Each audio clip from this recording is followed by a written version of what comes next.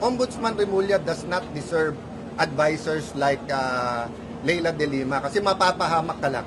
Mapapahamak. Unfortunately, malakas ang boses ngayon sa administrasyon at sa House of Representatives for her own purposes. This is not for the people. It's their own politics. Anong advice nyo kay Senate President kayong ipapareceive daw sa Senate yung particular na inilabas ni Secretary? It's not for me to advise the Senate President, di ba? But yun ang difference ng minority leader at saka ng Senate President.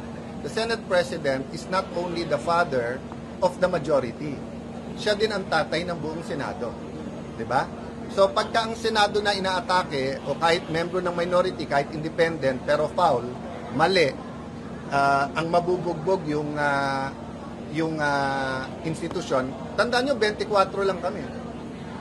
So napakadali na maglabas ang ombudsman ng para sa 8 siyam and then gibain ang Senado. But I'm not ready to say that intentional to sa part ni Ombudsman Remulla. Ako'y naniniwala, mali yung Remember, saan ba nag-umpisa to?